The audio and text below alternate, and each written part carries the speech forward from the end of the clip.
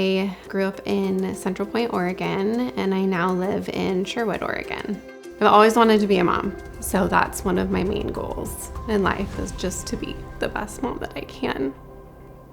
I started noticing really concerning symptoms, starting with just not feeling well. You know, she had been talking for several days that she wasn't herself, right? She was tired. I went to urgent care. They did some tests and said I needed to go to the ER immediately, where a cardiologist, he did an echo and confirmed that I had heart failure. And he said, some people heal from this. And on the other end of the spectrum, you would need a heart transplant. I just could not believe that as a 37-year-old that I was having to have that conversation. What I think I remember most is thinking, that's not the kind of thing that happens to a young, healthy mother. They discharged me and sent me home with the heart failure medications. I went back for an echocardiogram. I got a call later that afternoon when I was with my kids, and they said, you're gonna have to have a heart transplant. My organs started shutting down again. I called the clinic and I said I have to go to the ER. In my mind, I don't think that me going into the ER meant that I wasn't gonna come out for nearly 2 months. And I remember telling the kids that I would just be back in a short time. You know, I think this overwhelming sensation came over me that, you know, I can't raise these 2 kids without her. She said, you're gonna start meeting with people about having a heart transplant. And I think that still, it did not register to me. My husband was there with me the whole time. We have a travel trailer that I had parked at the hospital, and I would bring back any leftovers or whatever it was from dinner, any supplies I needed from home, and go visit Lauren for a while, and then come back to my little spot at the hospital that I stayed for about 51 days. A heart became available. I remember going to bed that night and getting a call in the middle of the night from my surgeon. And he said, the transplant is a go. And so it was a sense of relief and exhaustion to just go back to sleep knowing that the next day I was gonna get my heart transplant.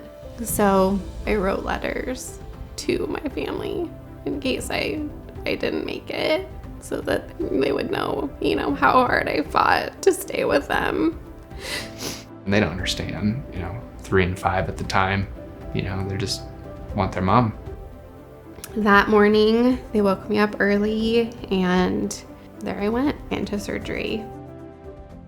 During that time in the ICU, the kids, they were with my parents living at our house. They didn't see me for almost a couple weeks.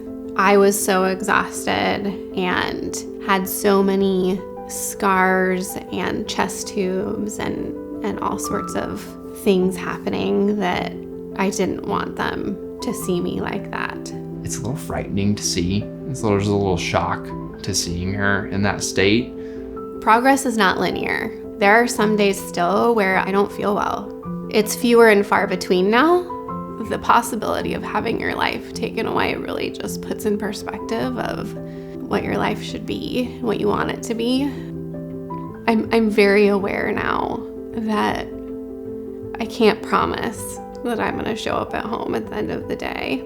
The people that are donating to the American Heart Association have an incredible impact on our family's life. I think especially now, they're always really wonderful reminders of how to take care of yourself, eat healthy. When I think about the research and the funding that the American Heart Association is doing, when the time comes that I may need a second heart transplant, that it could be an artificial heart. Her treatment after her heart transplant is far and above and beyond what it would have been 20 years ago, with the ability for them to detect rejection earlier, not have to do invasive heart biopsies, and they can do that through blood work now. I think all of those possibilities make me so excited and hopeful for the future. I think as a mother, and even as a woman in general, I think that we put others first. And oftentimes that means that we put our health and our well-being second, if not further down the list. And I think that